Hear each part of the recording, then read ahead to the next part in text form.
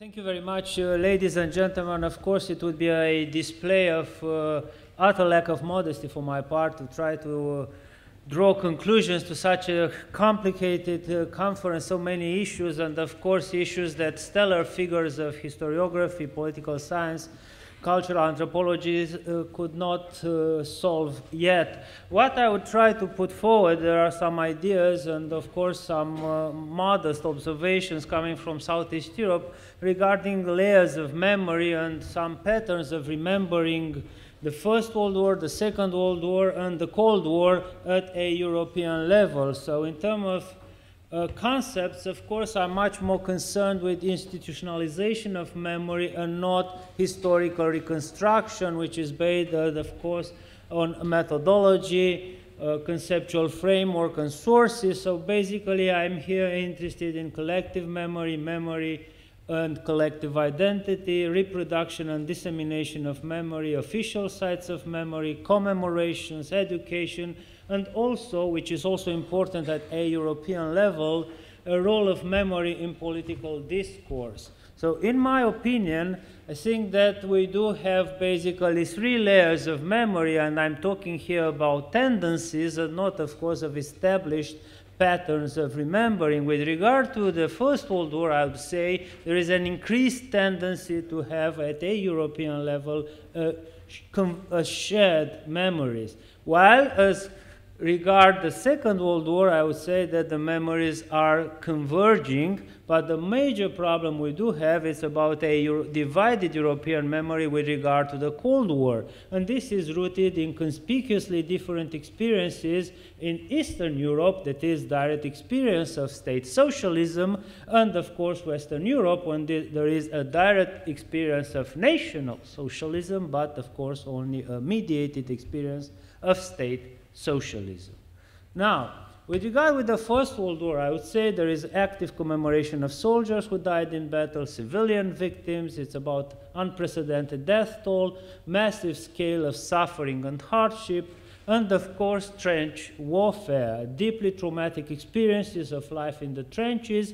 And here it's also a problem of national identity, and here of course France plays a major role in this active commemoration of the First World War. But I would also like to put forward the idea of an emerging transnational model of active remembering, a French-German model. And finally, peace emerges, peace and hope perhaps emerge as key concepts and major lessons of the First World War.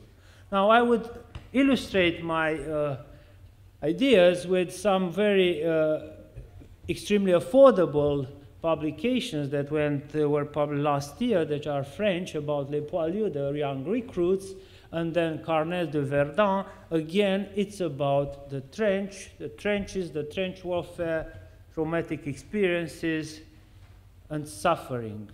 But of course, if we look back, it's the Battle of Verdun, and the epitome of the First World War, 1916, 300 days of war, more than 600,000 casualties. And I would illustrate this with a very interesting, is the largest, as it advertised, the largest show in Europe, which takes place in a quarry nearby Verdun in the months of June and July each year. It's about 300 figurants, it's about 900 costumes, and it's about a lot of 1,000 projectors. Now, the flamme à la lumière, it's about from flames to the light.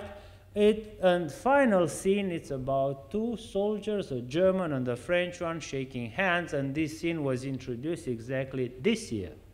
Now, but I'm also providing on your left is the final scene of the show when flag bearers with the flags of the European Union present themselves to the public, and on the hills of the quarry, you can see it in the upper left corner, the word paix. It's peace, again as a key concept, a major lesson of the First World War. Now, about the transnational model of joint commemoration, but also joint memorial sites, I would put forward but of course has been heavily advertised last year is the Battle of Villers-Armands or Hartmann-Willerkopf in the Vosges Mountains, not far from the Grand Ballon, the highest peak in the Vosges Mountains. It's about over 25,000 casualties, a Franco-German memorial site, and this is interesting again to look to what the two presidents, François Hollande and Joachim Gauck, had declared when they went there on 3rd of August 2014. So the French president, François Hollande, said we honor the dead and provide a guarantee of peace to the living, while the German president, Joachim Gauck, said we commemorate the dead, the missing, the injured on both sides, and we honor their memory. Now, regard to the Second World War, this is much more complicated, of course. It's a war on 6 continents, massive death toll, around 60 million people, military and civilian, as compared to some 20 million during First World War. It's about the Holocaust, it's defeat, and major concepts, I would say key concepts here could be defeat of Nazi Germany, liberation of occupied nations, a new beginning.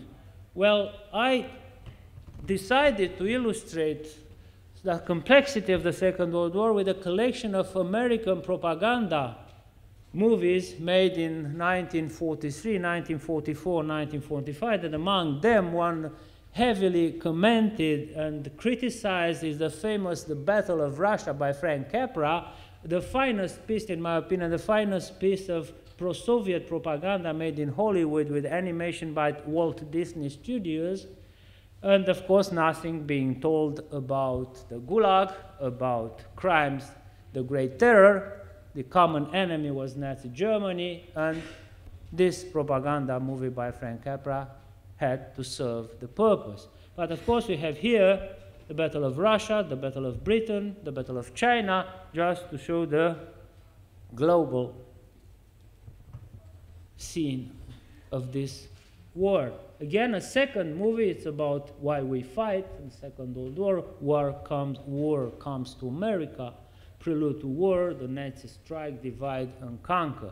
But finally, I would draw your attention to a very interesting exhibition in the German Historical Museum, which in my supports my idea of a converging memories of the Second World War based on 3 key concepts, that is, defeat of Nazi Germany, liberation of occupied nations, and the idea of a new beginning, because the very way the exhibition in a German Deutsches Historisches Museum, it's organized with a central hub and the radial pattern of explaining, of illustrating 12 histories, were histories of 12 European nations, and you have them here: Germany, France, Great Britain, Norway, Denmark, Netherlands, Belgium, Luxembourg, Austria, Poland, Czechoslovakia, and the Soviet Union. Of course, in my humble opinion, would have been interesting to add some southern nations like Italy, Greece, or even Romania. But nevertheless, this exhibition, and I would urge you, for those who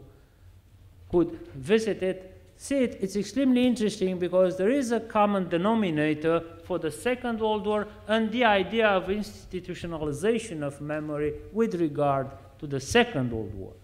Now, I would move forward and show you a map of Europe. Of course, it's quite banal, but at the same time, I would try to propose to you to draw the imaginary line of the Iron Curtain, so Winston Churchill talked about in March 1946, and then we look to the communities of memory, because what the community of memory which remembers actively national socialism, it's much larger, not only on the map, because from here we don't have United States and the State of Israel, but at the same time, if you look to the right of the Iron Curtain, of course, imaginary Iron Curtain that was brought down in 1989, we have the small communities of memory that have the direct experience of both national socialism and state socialism.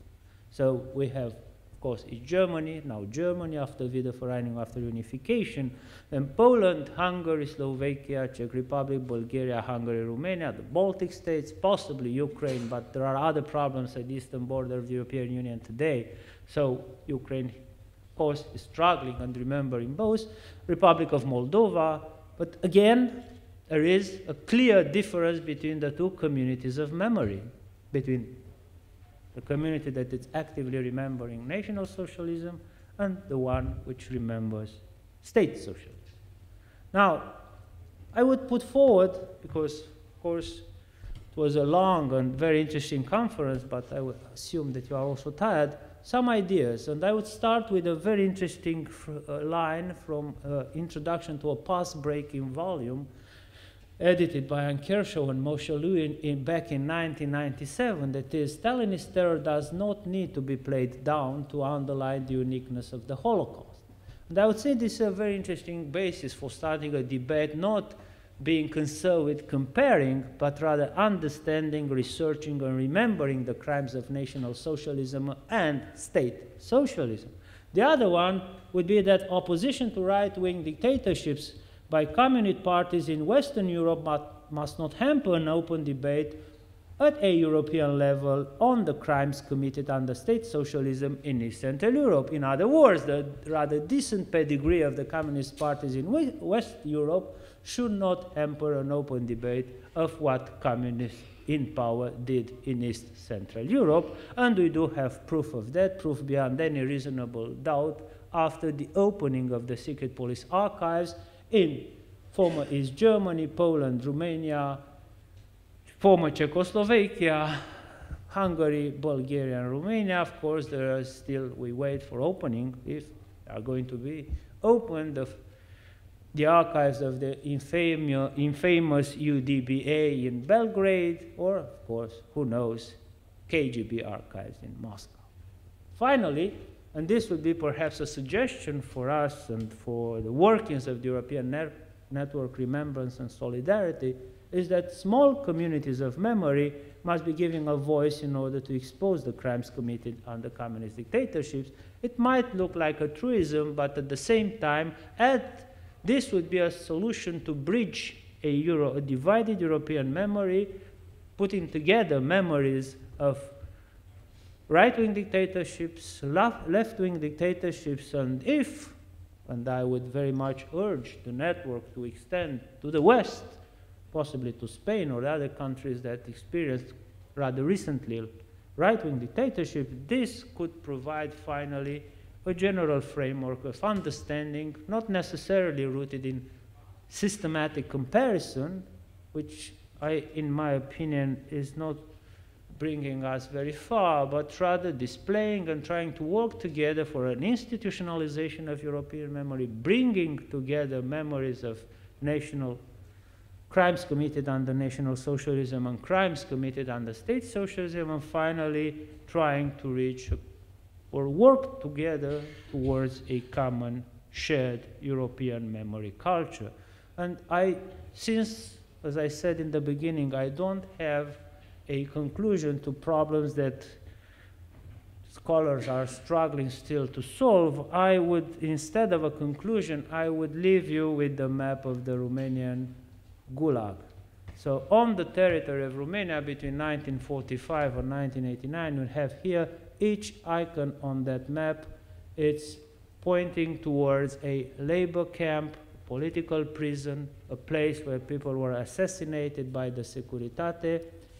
And perhaps this would also give us some food for thought, thinking again about giving a voice to rather small and poor communities of memory, but nevertheless European. Thank you very much for your attention.